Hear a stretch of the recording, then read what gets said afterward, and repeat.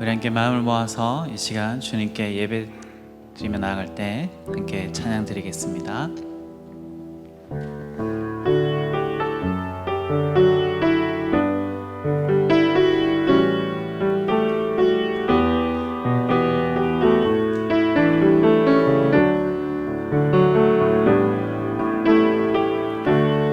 우리 모일 때 주 성령 임하리. 우리 모일 때 주 이름 높이리.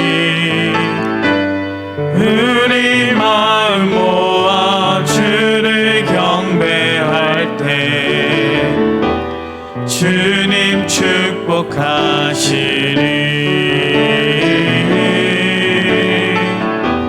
주님 축복하시리. 우리 모일 때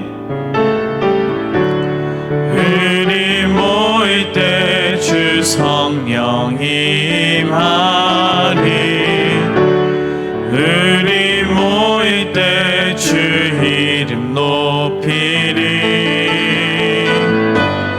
우리 마음 모아 주를 경배할 때 주님 축복하시리.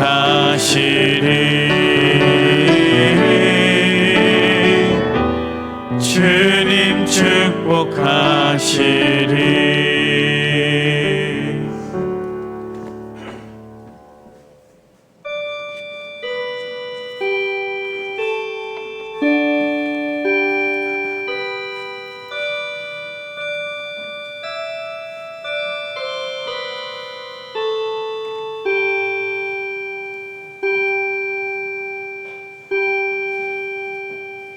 하나님, 지난 한 주도 우리 삶은 여전히 흔들렸고 많은 위기들이 있었습니다.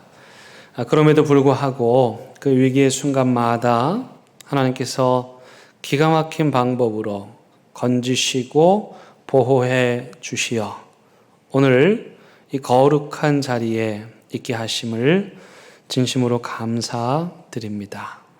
제자들이 불안한 마음으로 마가의 다락방에 모였을 때 그들에게 성령을 보내시어 용서하시고 위로하시고 새 힘을 주신 것처럼 이 시간 이 모임의 자리에도 성령님을 보내주시어 모든 죄악과 의심과 불안을 다 태우시고 정결한 마음으로 오직 삼위로 일체가 되시는 하나님만을 전심으로 예배하게 하시기를 예수 그리스도의 이름으로 간절히 기원드립니다.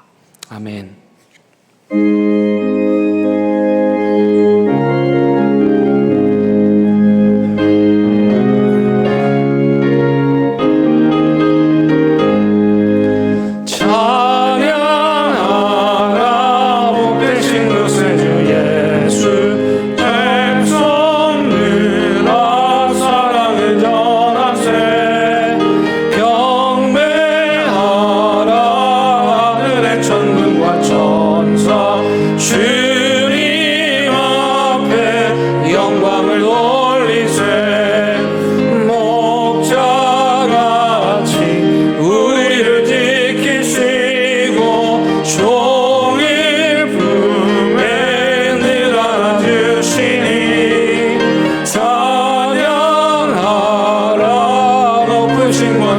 찬양 찬양 찬양 영원히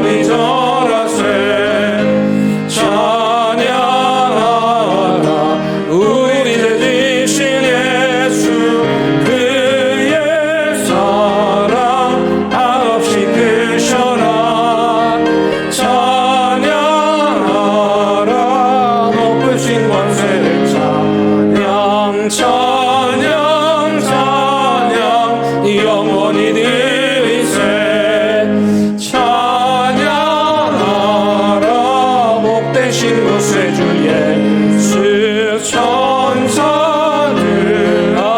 즐겁게 찬양해 구주 예수 영원히 다스리신 님 멸류관을 주 앞에 드리세 구주 예수 세상을 이기시고 영광 중에 또다시 오시리 찬양하라 높으신 권세를 찬양 찬양 찬양 영원히 드리세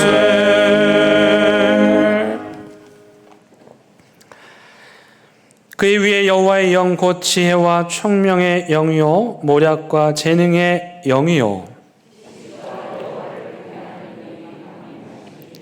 오직 하나님이 성령으로 이것을 우리에게 보이셨으니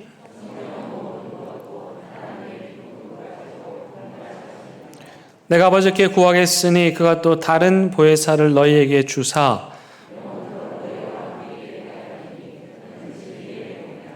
보혜사 곧 아버지께서 내 이름으로 보내실 성령 그가 너희에게 모든 것을 가르치고 오직 성령이 너에게 임하시면 너희가 권능을 받고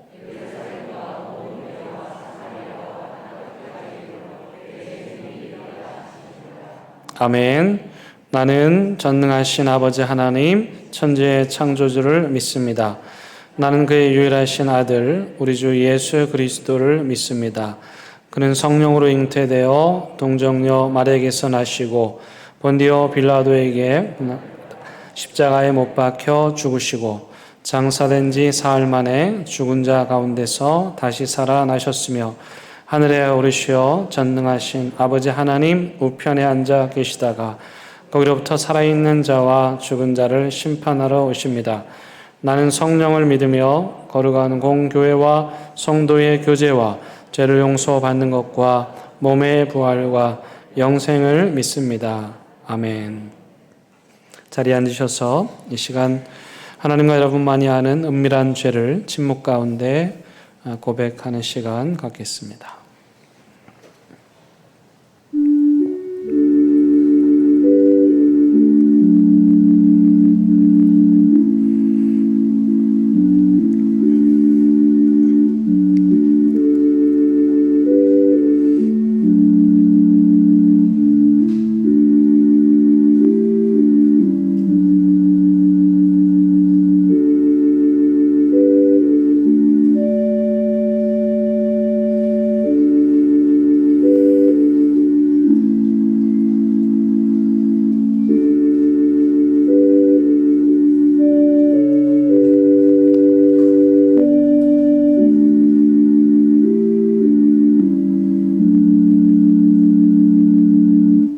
여기 진심으로 참여하는 자들을 향한 하나님의 용서의 말씀이 있습니다.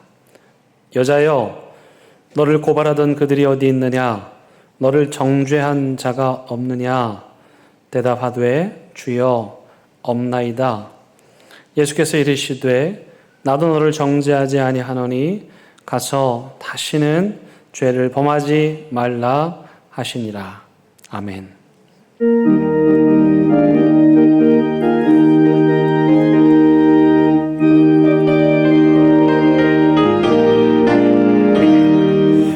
캄캄한 밤 죄의 길을 방황했으나 주 크신 사랑 번질되고 어둠 떠났네. 사랑의 빛 오는 내 맘에 사랑의 빛 항상 있도다.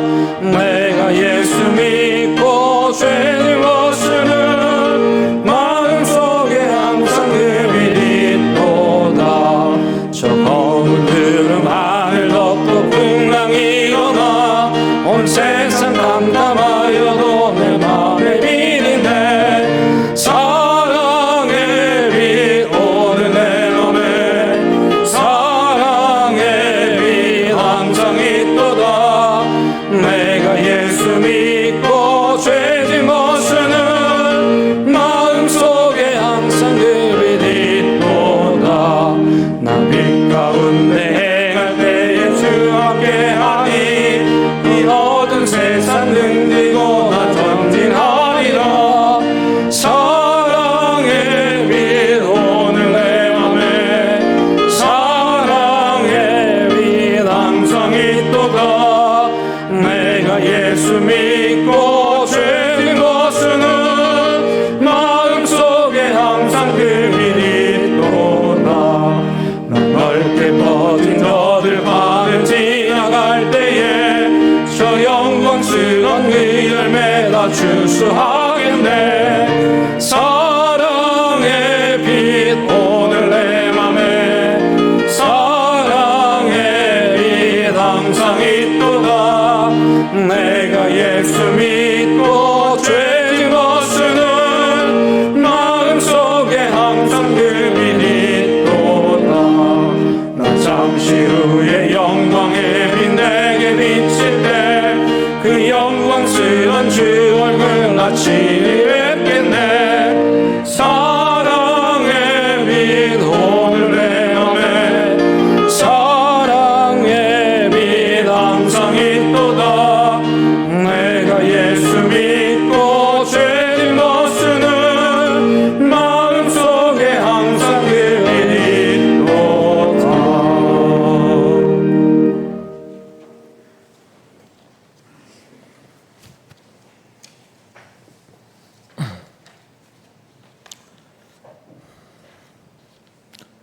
만물을 주관하시는 하나님, 온라인으로 밖에 드릴 수밖에 없었던 상황이 있었지만 지금은 이렇게 다 같이 만나 우리로 하여금 오늘도 예배드리게 하시니 감사드립니다.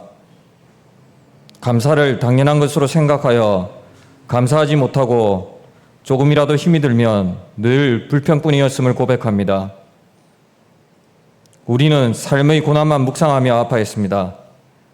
나만 겪는 것이라고 원망했습니다. 우리의 어리석음을 용서하여 주시고 감사의 삶, 예배자로서의 삶을 살아가게 하옵소서. 하나님 아버지, 오늘은 성령 강림 주일로 지킵니다. 오순절 마가의 다락방에 임하셨던 성령의 뜨거운 역사가 이 예배당에도 동일하게 임하기를 원합니다.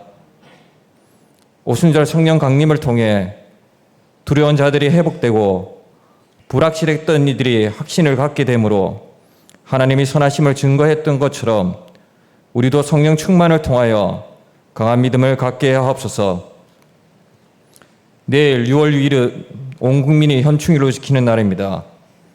나라를 위해 목숨을 바친 선열의 정신을 우리 교우들도 잊지 않게 하옵시고, 전쟁의 비극이 있었으나 우리가 누리는 이 영광과 부유함 뒤에는 순교자들의 피뿌림이 있었음을 잊지 않게 하옵소서. 그들의 희생이 헛되지 않도록 우리도 나라와 민족을 위하여 늘 기도하며 송교에 앞장서는 대형교회 성도가 되게 하옵소서. 바벨론 포로 시절에 잊지 않은 유대인처럼 역사를 잃지 않는 민족이 되게 하옵소서. 6월 선교 강조의 달을 맞이하여 호프 선교회 협력으로 한 달간 있을 세미나 일정을 지켜주시고 선교의 시각을 넓히는 계기가 되어 저희 시선을 주님께 고정하게 하옵소서. 이 시대를 살아가면서 우리가 힘써 주의 복음을 전하며 살게 하옵소서. 교회 학교가 6월에 여름 교사 강습회가 있습니다. 잘 훈련받아 올 여름에 더 하나님과 가까이 할 수 있는 시간이 되게 하시고 신앙을 점검하는 시간이 되게 하소서. 수고하고 애쓰는 교사들의 힘을 주셔서 주어진 사명을 잘 감당하게 하옵소서. 우리 역사 속의 공과 실을 누군가를 정죄하기 위한 도구가 아니라 더 나은 미래를 준비하기 위한 밑거름으로 사용하게 하소서. 정치적 당론에 따라 움직이는 것이 아니라 근본 6월 1일 지방선거를 통해 뽑힌 각 분야의 당선인들이 국가 국민을 위해 정직하고 지혜롭게 일하여 우리나라 민족이 다시금 도약의 발판을 마련하게 하시고 이 나라가 살맛나는 세상이 되게 하소서. 내가 옳다고 하는 것이 남에게 윗선이 되고 본인이 정의라는 것이 남에게 상처가 되는 경우가 있는 양날의 건처럼 항상 그리스도인으로서의 삶을 돌아보게 하소서. 특히 이번 항종직 선거로 선출된 직분자들의 교육 또한 6월에 시작됩니다. 좋은 훈련을 받게 하여 주시고 하나님을 섬기고 교회를 섬기는 일꾼으로 세워질 수 있도록 은혜 내려 주시옵소서. 우크라이나의 사태를 계기로 자국의 안보를 지키기 위해 각 나라에서는 국방력을 키우기 위해 각종 무기를 사들이고 군사훈련을 하고 있으며 에너지 자원을 무기로 하는 나라 또한 있습니다. 벤처럼 지혜롭고 비둘기같이 순결하여 국방과 국익을 생각해야 하나 지혜롭게 처신하여 전쟁보다는 평화를 사랑하는 대한민국이 되게 하여 주시어 이 땅에 또다시 많은 생명이 사라지는 일은 없게 하여 주시옵소서. 코로나 사태로 인해 경제적으로, 육적으로, 영적으로 힘든 일을 겪고 있는 성도들이 가정이 있다면 치유하여 주시고 회복시켜 주옵소서. 생업전선에서 그리스도인의 삶을 살려고 노력하는 대형교회 성도님들의 건강도 지켜 주옵소서. 하나님께서 지으신 복된 날 그리스도 안에서 온 교우가 즐거워하게 하시고 안식을 누리게 하소서. 오늘도 목사님을 통해 선포되는 말씀으로 복음이 옷 입기 원합니다. 다시 시작되는 한 주간도 하나님이 베풀어 주신 복을 세워보며 감사하는 나날이 되기를 바라며 우리 삶을 역전시켜 주실 우리 주 예수 그리스도의 이름으로 기도드립니다. 아멘.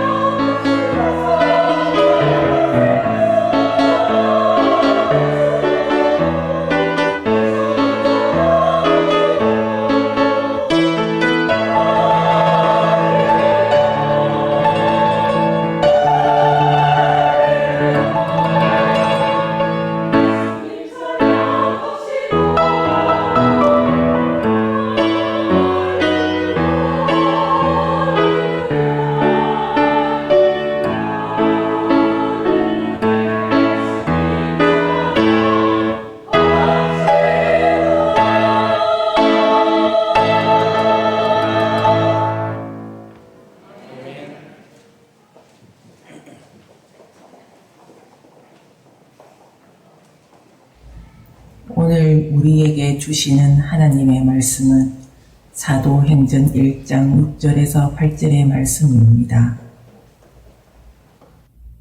이제 하나님의 말씀을 봉독하겠습니다. 하나님의 말씀을 경청하시기 바랍니다.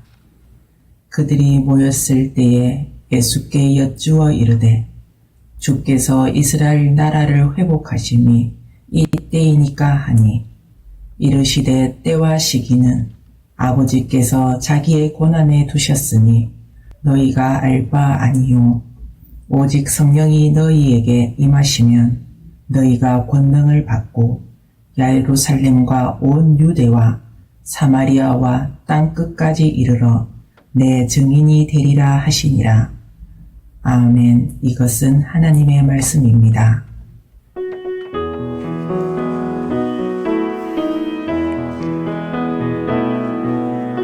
이 말씀 따라 사는 동안 지치지 않게 하시고 이 말씀 따라 사는 동안 주님 나라 이루소서.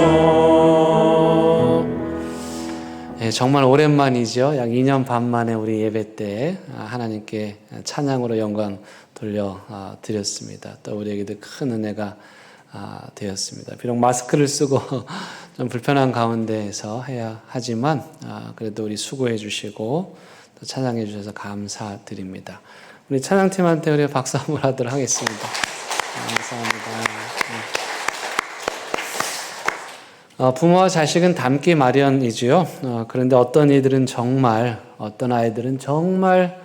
붕어빵처럼 아빠 엄마를 쏙 빼닮은 경우도 있습니다. 그럴 때 요즘 젊은이들은 이렇게 말합니다. 유전자를 몰빵했다.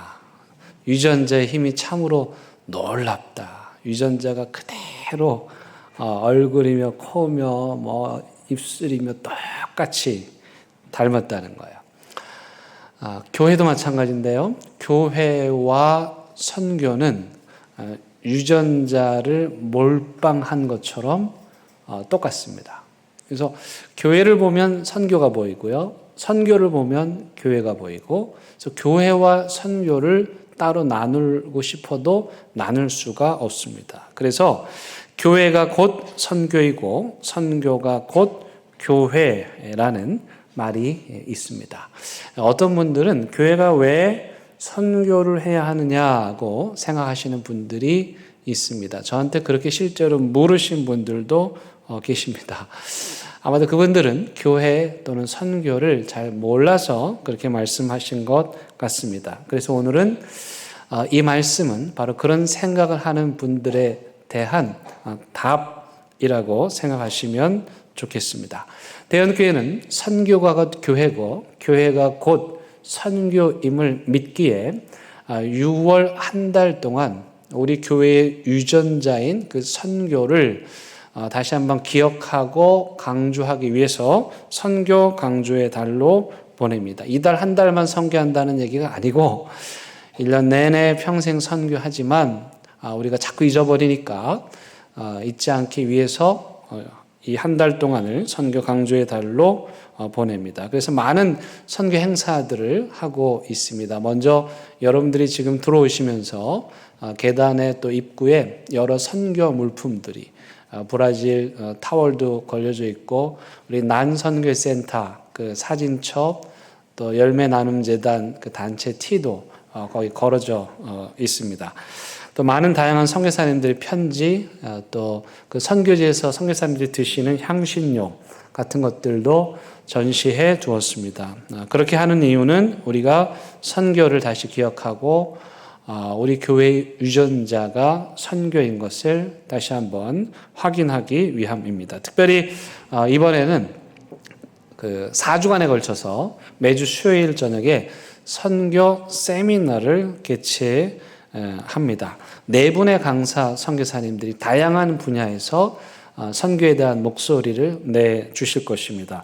이번 주 수요일 날 오실 분은 권성찬 선교사님이신데요.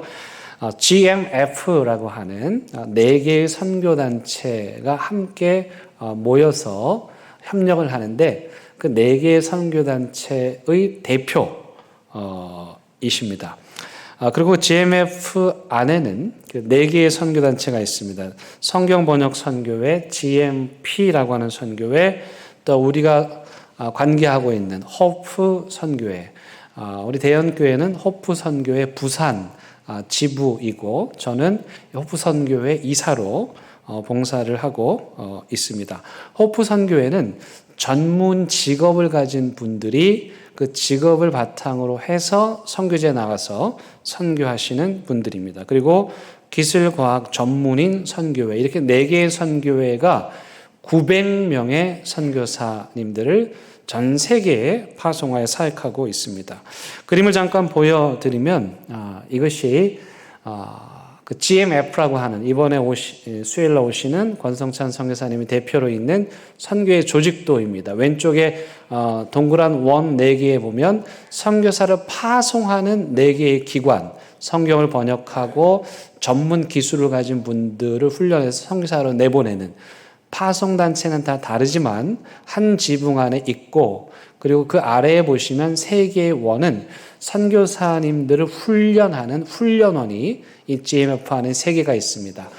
특별한 것은 오른쪽 원을 보시면 거기에 MK 네스트라고 되어 있는데 MK는 미션 키즈, 선교사 자녀들을 의미하는데 선교사 자녀들을 특별하게 돌보고 섬기는 조직이 있습니다. 이렇게 전체를 아우러서 GMF라고 합니다. 우리는 그 GMF 중에 호프 선교회와 깊은 관련을 맺고 있습니다.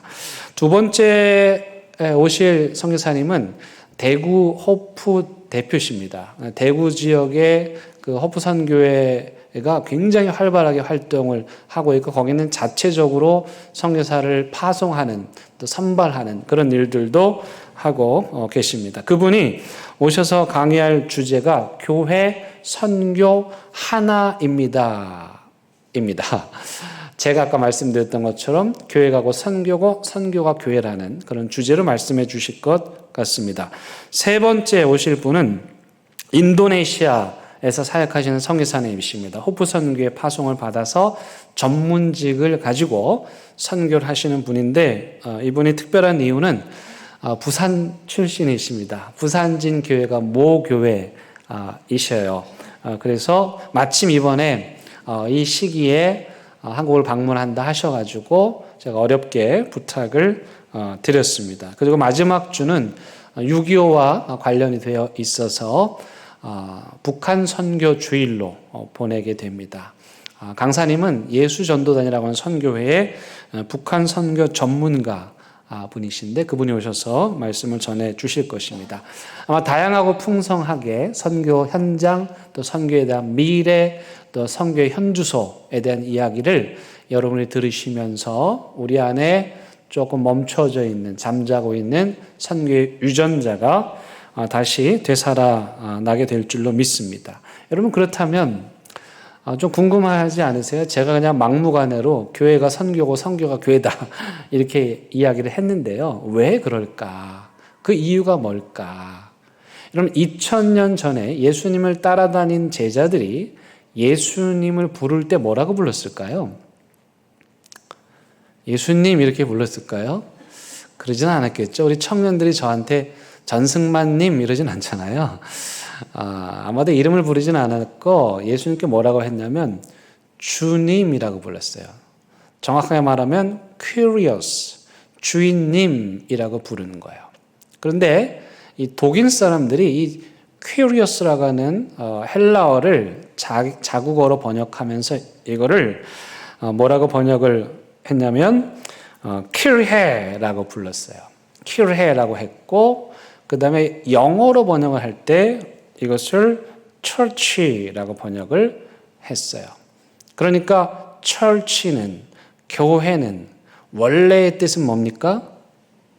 뭐 하나님을 믿는 사람들이 모인 공동체 그런 건 두 번째 해석이고 church는 교회는 원래의 뜻이 뭐냐면 주님이에요. 주님.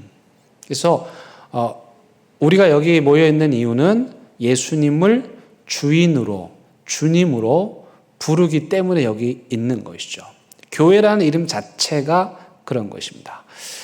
그런데 여러분, 주님 또는 주인님이라고 부른다는 것은 무슨 뜻입니까? 그분을 주인으로 모시고 섬긴다는 것이고, 그 말은 주인이 하는 말을 다 순종하겠다는 뜻입니다. 그래서 예수님을 주님이라고 부른다는 것은 예수님의 말씀에 순종하겠습니다 라는 의미입니다. 세 번째 주일에 오시는 인도네시아 선교사님, 저는 한 번밖에 뵙지는 못했는데 이분이 명문대를 나오시고 아주 좋은 직장에 다니시던 분이세요. 그런데 그 서울에 그 다니던 교회에서 우리 교인 중에 누가 선교사로 가면 좋겠냐 이래가지고 사람들이 저분이 선교사로 가면 좋겠다. 그래서 이분이 그 말에 순종해서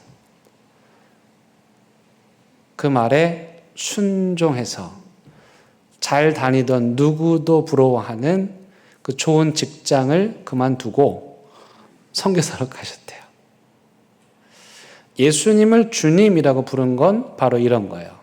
예수님 말씀하시면 우리는 순종하는 것이죠. 오늘 예수님께서 이 세상에서의 삶을 이제 마치시고 승천을 하십니다.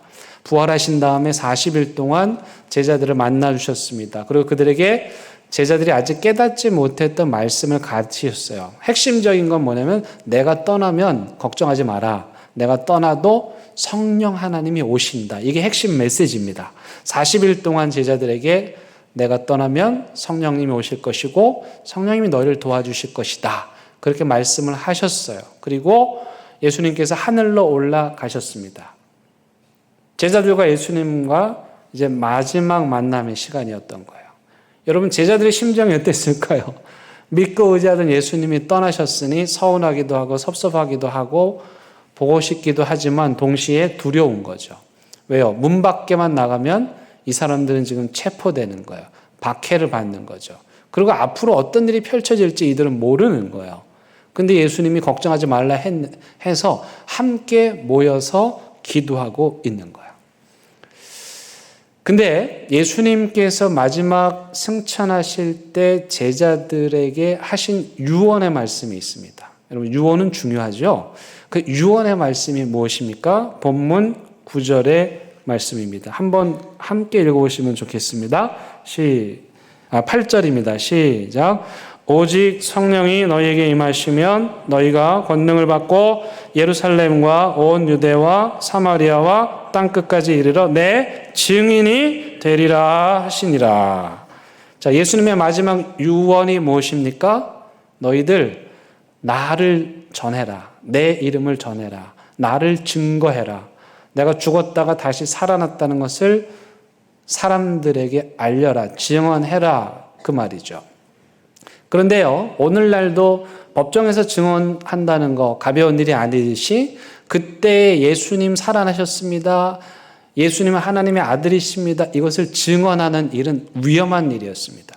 유대 종교 지도자들과 로마 제국의 관료들로부터 박해를 받는 죽음을 각오해야만 하는 그런 큰 일이었어요. 그래서 여기 증인이라는 말이 있잖아요. 이 증인이라는 말이 무슨 뜻이냐면 순교자라는 말이에요.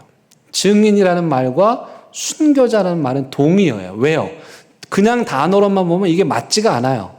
근데 그때는 예수님을 증거하면 목숨을 걸어야 했기 때문에 증인은 곧 순교자였습니다. 그러니까 예수님의 제자들은 예수님의 마지막 유언인 예수님을 증언하는 일을 목숨을 걸고 한 것입니다.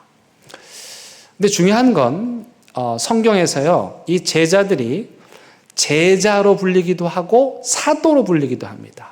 그 구분이 뭘까요? 똑같은 사람인데 어떤 때는 제자라고 불렀다가 어떤 때는 사도라고 불러요. 여러분 의아해하지 않으셨어요? 이렇게 구분이 됩니다. 예수님 밑에서 훈련을 받을 때 성경은 베드로를 제자라고 부릅니다. 그런데 예수님께서 그들을 세상으로 파송하셔서 너 이제 나가서 전도해라. 내 이름을 전해라. 라고 세상에 보내셔서 그 일을 할 때는 그들을 사도라고 불러요. 왜냐하면 사도라는 이름의 뜻이 뭐냐면 보냄을 받았다는 뜻이에요. 예수님께서 그들을 세상에 보내셔서 임무를 받아가지고 세상에 보내셔서 그 임무를 수행할 사람들, 그게 바로 사도예요. 근데 그 사도를 영어로 어떻게 번역했냐면 미션으로 번역했어요. 미션은 임무잖아요. 임무를 갖고 가서 전한다. 그래서 그 선교사를 뭐라고 말하냐면 오늘날은 더 이상 사도라고는 하지 않고 미션이라는 단어를 사용해서 미셔너리, 선교사라고 얘기하고 미션, 예수님께서 우리에게 주신 미션이 뭐죠? 내 이름을 전하고 증거하라. 그래서 전하고 증거하는 교회 사람, 그것을 선교사라고 이야기하는 것입니다. 이해가 되셨죠? 단어가 좀 많이 나와가지고 오늘날 저와 여러분들은 사도와 같이 예수님께서 내 증인이 되라 그 말씀을 받았고 그 유언의 말씀을 따라서 우리가 이 세상에 파송되어 나가서 하나님의 복음을 전하는 일, 그게 바로 선교인 것입니다. 그런데 예수님께서 제자들을 내 증인이 되라, 나가서 복음을 전하고 선교하라 하실 때 거기에 전제 조건이 하나가 붙습니다. 그 전제 조건이 무엇이냐면 조금 전에 읽었던 것처럼 오직 성령이 너희에게 임하시면, 이게 전제 조건입니다. 복음을 전하러 나가기 전에, 내 증인이 되기 전에 먼저 해야 될 게 뭐냐면 성령의 충만함을 받는 거예요. 그래야 성령의 능력을 힘입어서 나가서 선교적 삶을 살 수 있다는 것입니다. 여러분, 그렇다면 우리가 하나님의 성령을 체험했다, 하나님의 성령이 나에게 임재했다, 하나님의 성령의 세례를 받았다라는 것을 어떻게 알 수 있을까요? 다시 말하면 우리가 성령 하나님을 만난 증거는 무엇일까요? 그것은 제자들에게 임한 하나님의 성령의 역사에서 답을 얻을 수가 있습니다. 첫 번째로 하나님의 성령이 임하죠. 하나님의 성령을 우리가 체험하죠. 성령 하나님께서 우리에게 오시죠. 그러면 가장 첫 번째로 나타나는 현상은 뭐냐면 하나님의 사랑을 깨닫게 되는 거예요. 하나님을 보지도 못했고 만나지도 못했는데 그 하나님이 나를 사랑한다는 생각을 하게 되는 거예요. 하나님께서 그 마음을 우리에게 부어주셔서 하나님이 나를 너무도 사랑하신다는 사실이 믿어지는 거예요. 그 사랑이 확신이 되는 거예요. 막 그 사랑을 생각하는 것만으로도 뜨거워지는 거예요. 인간을 향한 하나님의 사랑이, 나를 향한 하나님의 사랑이 시공간을 초월해서 언제나 변함없이 한결같이 우리에게 임하였다는 그 사실이 깨달아지는 거예요. 그래서요, 하나님의 별명은 뭐냐면 사랑의 추적자입니다. 하나님은 우리를 한번 사랑하시면 끝까지 사랑하세요. 놓지를 않으십니다. 여러분, 1부 예배 마치고 새로운 분이 이렇게 오셨어요. 제가 새가족분들이 오면 새가족부에서 이제 잠깐 인사를 나눕니다. 근데 그 짧은 시간 이분과 대화를 나누는데요, 제가 가슴이 뭉클했어요. 왜냐하면 이분은 자기가 여기 왜 왔는지도 몰라요. 오고 싶지 않은 마음 억지로 해서 왔어요. 근데 나중에 이 사연을 여러분들에게 정리해서 말씀드릴게요. 이분의 사연을 들어보니요, 하나님이 이분을 여기 오게 하시려고요, 세상에 30년을 이분에게 사랑을 쏟아부으신 거예요.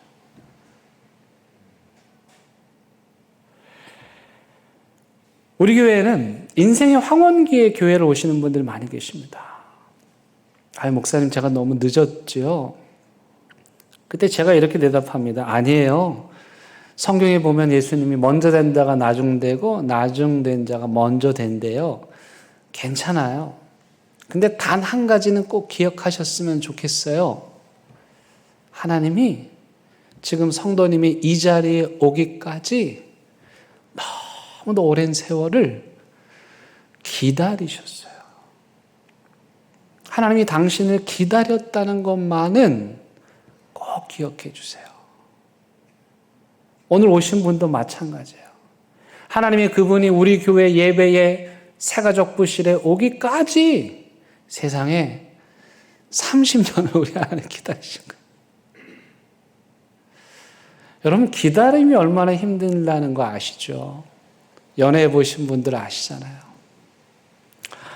그런 하나님의 마음을 잘 표현해 준 시가 있어서 제가 읽어드립니다. 황지우 시인의 너를 기다리는 동안입니다. 내가 오기로 한 그 자리에 내가 미리 가 너를 기다리는 동안 다가오는 모든 발자국은 내 가슴에 쿵쿵거린다. 바스락거리는 나뭇잎 하나도 다 내게 온다. 기다려본 적이 있는 사람은 안다.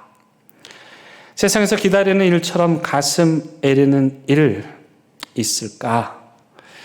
내가 오기로 한 그 자리, 내가 미리 와 있는 이곳에서 문을 열고 들어오는 모든 사람이 너였다가 너일 것이었다가 다시 문이 닫힌다. 너를 기다리는 동안 나는 너에게 가고 있다. 여러분, 이게 우리를 향한 하나님의 마음이에요. 하나님은 오늘도 우리를 기다리셔요. 여러분, 하나님 너무 오래 기다리게 하지 마셔야 돼요.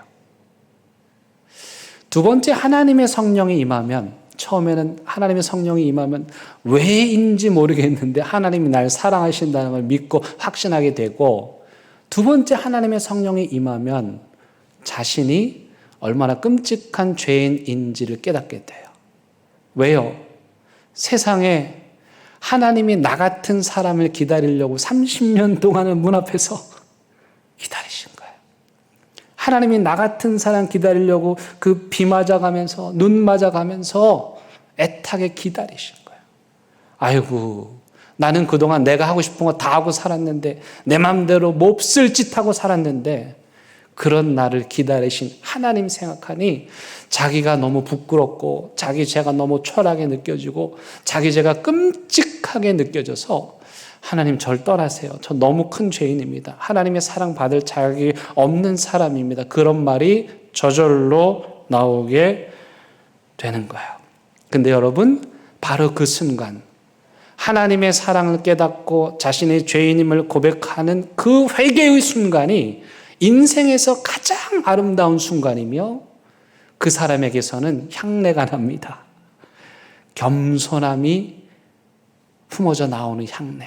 모든 죄가 다 태워지는 거룩한 향기가 나는 거예요. 성령 하나님께서 우리에게 임하셨다. 내가 성령님을 만났다. 성령 하나님의 세례를 내가 받았다라는 세 번째 증거는 뭐냐면, 우리가 세상에 2000년 전에 갈릴리에서 활동하셨던 그 예수님을 믿게 된다는 것입니다. 그 예수님께서 나를 위해서 십자가에서 죽으셨고, 그 예수님께서 나를 위해서 어둠에서 부활하셨고, 그 예수님께서 나의 모든 죄를 용서하셨다는 그 사실이 믿어지는 거예요. 예수님이 죽음에서 부활하셨다는 그 놀라운 기적이 믿어지는 거예요. 하나님의 성령께서 우리의 마음을 감동하게 하셔서 그 예수님을 믿도록 해 주시는 것입니다. 여러분, 예수님을 믿는다는 것은 무슨 뜻입니까? 구원을 받는다는 뜻입니다. 구원은 무슨 뜻입니까? 죽음에서, 절망에서, 죄와 사망에서 건져지는 거예요. 희망을 갖는 것이죠. 새로운 삶을 사는 거예요. 그러니까 예수님을 믿고 그 예수님을 주인으로 받아들이고 고백하는 사람들에게는 하나님의 구원이 선물로 주어졌고, 그 구원을 확신하는 사람들은 이 땅이 아무리 절망적이어도 절망하지 않아요. 심지어 죽음 앞에서도 두려워하지 않아요. 왜요? 하나님께서 우리의 영혼을 구원해 주실 것을 믿기 때문입니다. 이걸 하나님의 은혜, 하나님의 은혜라고 하죠. 은혜라는 단어 우리가 자주 사용하는데, 그 은혜의 정확한 뜻은 이것입니다. 하나님이 나를 사랑하시고 예수 그리스도를 통해서 내가 구원을 선물로 받았습니다. 그런데 거기에 우리가 한 게 아무것도 없어요. 그저 하나님이 우리에게 다 오셔서 하나님의 성령을 통해서 깨닫게 하시고 만나게 하시고 보게 하시고 믿게 하셨어요. 우리가 한 게 아무것도 없다 하여 그것을 하나님의 은혜라고 하는 거예요. 여러분 베드로 사도 아시죠? 예수님 배반했어요. 부끄러웠겠죠? 예수님 차마 볼 수 없었어요. 자기 스스로 괴로웠겠죠. 자기 지은 죄를 자기도 알고 사람들 다 아니까요. 그런데 그 베드로가 예수님 옆에 갔는데 예수님이 아무 말씀 안 하시는 거예요. 용서하신 거죠. 허물을 덮어주시는 거예요. 그래서 전승에 따르면 이 베드로는요, 가슴 품에 뭘 항상 가지고 다녔대요. 뭘 가지고 다녔을까요? 손수건을 가지고 다녔답니다. 길을 가다가도 하나님의 은혜가 생각나서 눈물이 나고, 밥을 먹다가도 하나님의 은혜가 감사해서 눈물이 나고, 그래서 계속 눈물을 닦아야 되니까 손수건을 가지고 다니셨대요. 우리 교회 어르신들하고 대화를 나누다 보면 목사님 저는 하나님의 은혜로 삽니다. 여러분 그 이야기가 그냥 나온 얘기가 아닙니다. 성령에 충만한 사람만이, 성령 하나님의 은혜 안에 있는 사람만이 이런 고백을 할 수 있는 것입니다. 마지막 네 번째, 하나님의 성령을 체험한 사람들, 하나님의 성령이 임한 사람들에게 나타나는 특징은 내가 받은 이 은혜를 나만 가지고 있지 못하다는 거예요. 이걸 나눠주는 거예요. 그것을 선교라고 합니다. 그래서 성령님이 우리에게 임하시면 성령을 체험한 사람들은 가만히 있지를 못해요. 끊임없이 움직입니다. 역동적으로 움직입니다. 예루살렘과 온 유대와 사마리아와 땅끝까지 계속해서 움직이며 예수 그리스도의 복음을 전하는 거예요. 뭐라고 전합니까? 오늘 우리 찬양 내원들이 찬양해 준 것처럼 주의 이름을 부르는 자는 구원을 받습니다. 예수님만의 유일한 길이십니다. 오늘 조금 전에 오신 그분이 목사님 저는 다른 종교 사람이고요. 기독교 교회 증오했어요. 가다가 교회가 있으면 길을 돌아갔어요. 근데 그분이 교회에 오셨어요. 하나님께서 그 심령을, 그 영혼을 만져주신 거죠. 그래서 제가 이렇게 말했습니다. 제가 다른 건 몰라도 한 가지 분명한 거 말씀드릴 수 있습니다. 지금 우리가 믿고 앞으로 믿게 될 예수님이 우리 인생의 유일한 구원자이십니다. 예수님만이 당신을 온전한 길로 인도할 수 있습니다. 이 길로 가기만 하면 됩니다. 안심하시기 바랍니다. 주의 이름을 부르는 자는 구원을 얻으리라. 이걸 세상에 나가서 전하는 것, 그걸 선교라고 합니다. 오늘 성령 강림 주일인데요. 성령 강림 주일, 예수님의 제자들이 하나님의 성령의 은혜를 체험하고 두려워 떨고 있었는데 성령을 받았더니 가만히 있지 못하고 뛰어나갑니다. 그리고 박해를 두려워하지 않고 그들 앞에 당당하게 주의 이름 부르는 자는 구원을 받으리라고 선포하였습니다. 이것이 바로 성령 하나님께서 하시는 일입니다. 내가 성령 충만했나 아닌가 알 수 있는 비결은 하나님의 사랑이 깨달아지고 예수님이 믿어지고 그것이 은혜임을 알게 되고 더 중요한 건 그 하나님의 은혜를 내 안에 가둬두지 못하고 그 사랑을 모르는 사람들이 있으면 그 영혼을 불쌍히 여기고 하나님의 마음으로 그 영혼들을 찾아가서 그들에게 하나님의 복음을 전하는 것. 그게 바로 선교입니다. 매년 6월 선교 강조의 달이 되면 올해의 선교사 이래가지고 제가 한 분을 선정합니다. 올해는 우리 부산 지역에서는 정말 잊을 수 없는 저와 여러분들이 여기 이 자리에 있게 해주신 헨리 데이비스 선교사님을 올해의 선교사님으로 선정하였습니다. 그분에 대한 자세한 내용이 여러분들 나눠드린 팜플렛에 들어 있습니다. 호주 빅토리아 장로교회 파송을 받아서 부산에 오십니다. 그리고 한국 문화와 한글을 배우기 위해 한양에 가서 5개월 동안 한글을 배웠는데요. 세상에 이분이 얼마나 탁월하신지 다음 장에 보시면 저 한글 보이시죠? 저분이 5개월 만에 한글 터득하고 쓴 거예요. 친필이에요. 저분이 한양에서 부산에 전도하러 내려오는데, 선교사로 살기 위해서 내려오는데 사람들이 언더우드 선교사님 밑에 있었어요. 언더우드 선교사님이 너무 아껴가지고 야 가지 말고 나랑 한양에 있자. 그런데 안 됩니다. 내가 첫 발을 내딘 부산 땅 거기 가서 복음 전하겠습니다. 이래가지고 이분이 부산 내려오시는 거예요. 근데 육로로 내려올 수도 있고 배를 타고 내려올 수도 있는데 배를 타면 금방 내려오는데 육로로 오면은 한 달가량 걸리는 거예요. 근데 이분은 조선 민초들의 삶을 알고 싶다. 내가 내려가면서도 그들에게 복음을 전하고 싶다 해가지고 걸어서 아까 보신 지도를 본인이 직접 그리면서 걸어서 부산까지 오십니다. 근데 그때가 3월 말 좀 추울 때였어요. 오다가 비도 맞으셨겠고 또 추위에 잠도 주무셨겠고 그러다가 풍토병에 걸립니다. 4월 4일 부산 땅에 도착하시고 그 다음 날 4월 5일 날 하나님의 품으로 떠나시죠. 그때가 예수님과 똑같은 나이인 33살입니다. 그분의 영상을 잠깐 보시겠습니다.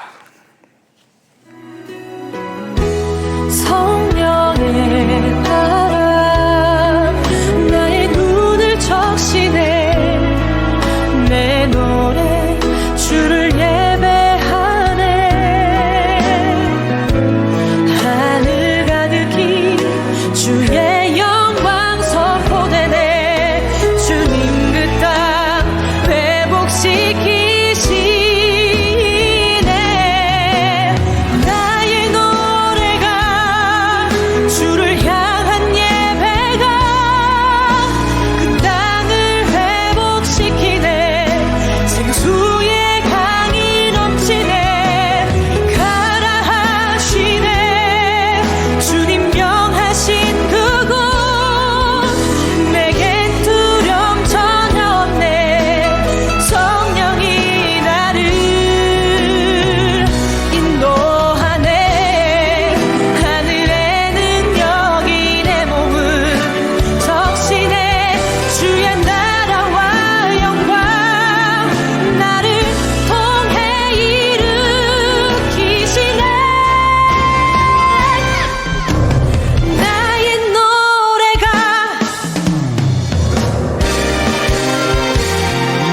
주를 향한 예배가 그 땅을 회복시키네 생수의 강이 넘치네 가라 하시네 주님 명하신 그곳 내겐 두려움 전혀 없네 성령이 나를 인도하네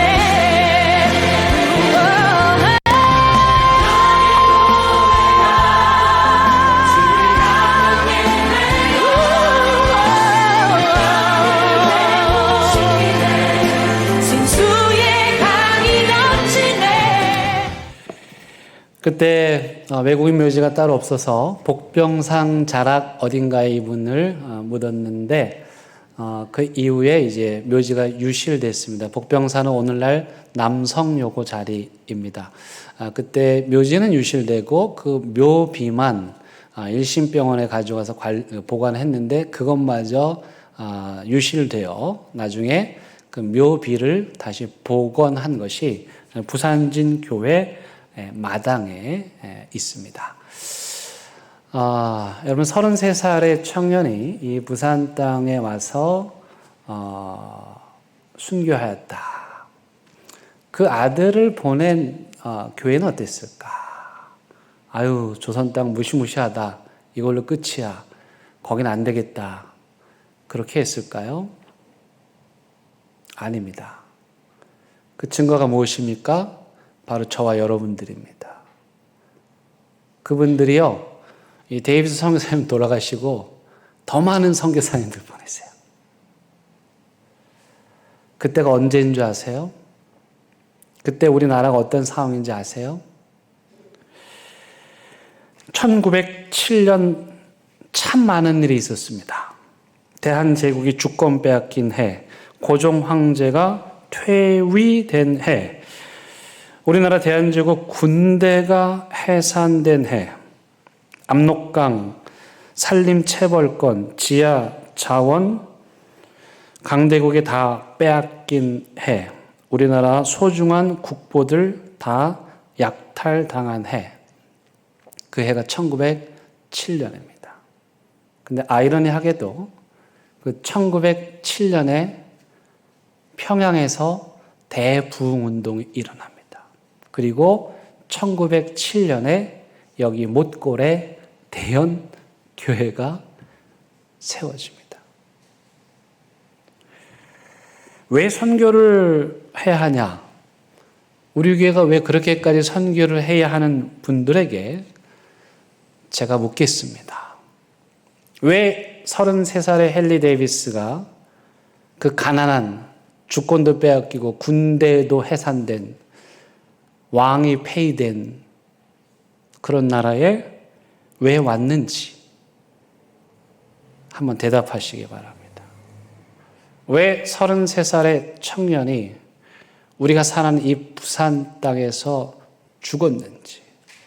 그런데 그것으로 끝이 아니고 그를 파송한 교회는 부산 선교하자고 왜 더 많은 선교사들을 그 어둠과 절망의 시대에 보냈는지 거기에 대해서 답을 하셔야 할 겁니다. 지금 안팎으로 어려운 상황 가운데 있습니다. 저는 이럴 때일수록 예수 그리스도의 복음이 우리의 유일한 희망이라고 믿습니다. 안으로는 우리가 이 그리스도의 복음에 대한 확신을 가지고 또 밖으로는 계속해서 주의 이름을 부르는 자는 구원을 받습니다. 이 복음을 순교적 사명을 가지고 전하고 증거하는 저와 여러분들 다 될 수 있기를 바랍니다. 찬양하시겠습니다.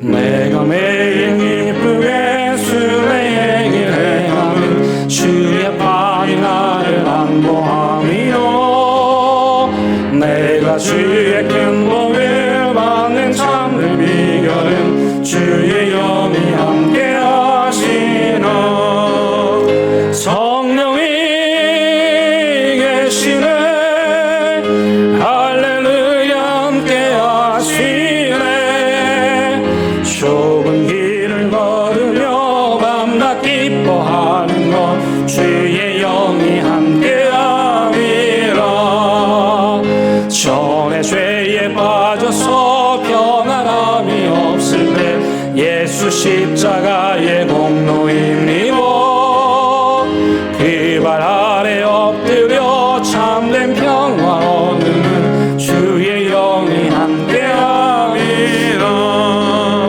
성령이 계시네 할렐루야 함께하시네 좁은 길을 걸으며 밤낮 기뻐하는 것 주의 영이 함께함이라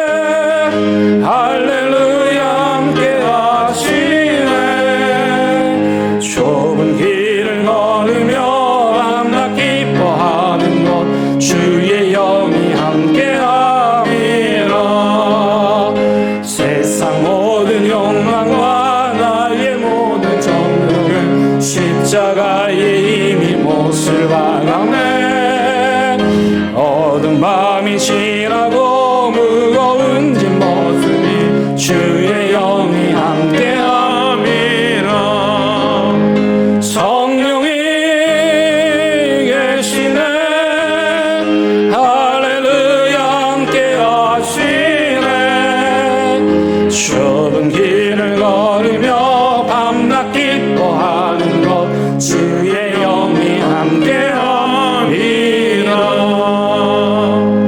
기도하시겠습니다. 하나님, 우리가 다른 것에 취하지 않게 하시고 세상의 쾌락에 취하지 않게 해주시고 세상에 쓸데없는 가치관에 취하지 않게 해주시고 세상에 별 볼 일 없는 정치 사상에 취하지 않게 해주시고 하나님의 성령으로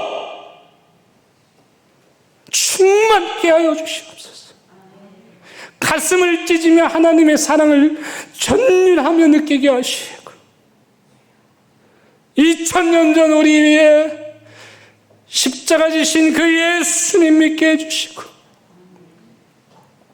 부활하셔서 우리의 모든 절망을 깨뜨리신 그 예수님 믿게 하여 주시옵소서.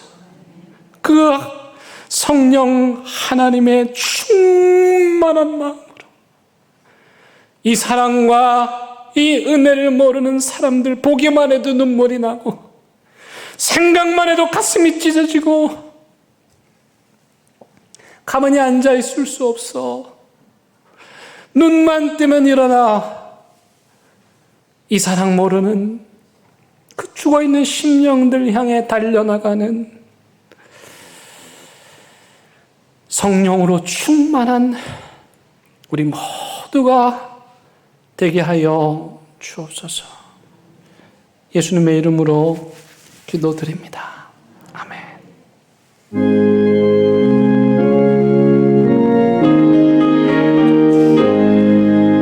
진리와 생명 되신 주의 몸을 바치옵니다.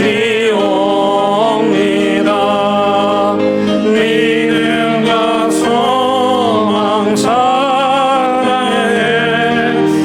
한 마음 되게 하소서. 아멘. 하나님, 이 시간 하나님께 예물을 드리는데 진심으로 우리 자신에게 묻지 않을 수 없습니다. 이것이 과연 나의 최선일까?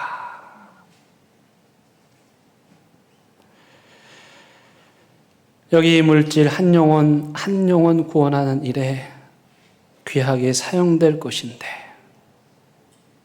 우리가 하나님께 드릴 때마다 우리의 최선을, 우리의 전부를 드릴 수 있는 믿음 허락하여 주옵소서. 오늘도 하나님 말씀 듣고 하나님 예배하고 여전히 아비 규환 같은 세상 향하여 나아갑니다. 죽음의 소리로 가득한 이 땅에 주의 이름을 부르는 자들 다 구원받습니다. 살리는 복음, 생명의 복음, 구원의 복음. 머리끝부터 발끝까지 이 복음 전할 열정으로 가득 차게 하여 주옵소서. 예수님의 이름으로 기도드립니다. 아멘. 그럼 잘 지내셨죠? 우리 함께 인사 나누시겠습니다. 네, 잘 오셨습니다. 네, 반갑습니다.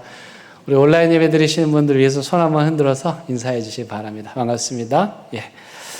예, 오랜만에 교회에 방문해 주시고 나오신 분들 너무 반갑습니다. 또 환영합니다. 믿음 안에서 늘 강건한 삶 사시기를 바랍니다. 6월 선교의 달 행사 주보에 나와 있습니다. 올해의 선교사 이 자료 가지고 가셔서 열심히 공부하시면 이벤트가 있습니다. 퀴즈도 있습니다. 그래서 많이 참여하셔서 선물도 받아 가시기 바라고요. 북한 선교 주간에는 우리 북한 선교를 위해서 금식하는 시간을 갖도록 하겠습니다. 그리고 4주 동안 선교 세미나 여러분 꼭 시간을 내셔서 참여해 주시기 바랍니다. 가정예배 캠페인 5월 가정예배 새 가정 시상되어 있는데 우리 집도 아이들 보고 보내라 그랬는데 안 보낸 것 같습니다. 가서 혼내야 될 것 같습니다. 혹시 아직 안 보내신 분들은 보내시기 바랍니다. 전도 요청, 가족이든 또 지인이든 전도 요청 받습니다. 지금 많은 분들이 신청해 주고 계시고 우리가 기도하며 1대1로 그분들 만나서 전도하고 있습니다. 교육자들이 직접 일에 참여하고 있습니다. 계속해서 얼마든지 한 영혼 구원하는 일이면 무엇이라도 해야 되니 여러분 누구라도 좋습니다. 여러분들이 전도하기 원하는 분들 요청해 주시기 바랍니다. 또 나는 이 일을 돕고 싶다. 내가 전도하는 일을 하고 싶다 하는 분들을 신청하시면 교육을 받고 이 일을 함께 동역하도록 하겠습니다. 한 영혼 구원하는 일 너무도 소중한데 이 일을 잘 진행해 나갈 수 있도록 기도해 주시기 바랍니다. 이번 주 금요일 금요 회복 기도회 시작합니다. 회복이라는 말을 좀 붙였습니다. 지난 2년간 코로나로 인해 우리 몸도 마음도 많이 지치고 힘들었지요. 그래서 우리의 신앙을, 믿음을 다시 회복하자는 의미에서 회복 기도회로 합니다. 많이 참여해 주시고 이 회복 기도회는 온라인으로 방영되지 않습니다. 그래서 여기 나오셔야만 함께 예배할 수 있습니다. 피택자 교육 다음 주일부터 시작이 됩니다. 참여해 주시기 바라고요. 재직회 예배 후에 있습니다. 그리고 여러분들 오늘 보신 것처럼 주차장이 아주 잘 정돈되어 있습니다. 좀 오래 걸려서 여러분들께 불편을 드린 점 죄송하고요. 그래도 아주 예쁘게 잘 단장이 되었습니다. 여러분 차량 번호를 등록해 주시면 앞으로는 자유롭게 교회 주차장 사용하실 수 있습니다. 김대원 장로님, 이여영 권사님 이사하셨고요. 송미영 권사님, 또 김정희 집사님 성경 일독하셨고 또 박판식 성도님, 장영미 성도님 우리에게 하나님 보내주셨습니다. 우리 축하하고 환영합니다. 박수 한 번 더 하겠습니다. 예, 다 함께 일어나셔서 결단의 찬양 부르시겠습니다.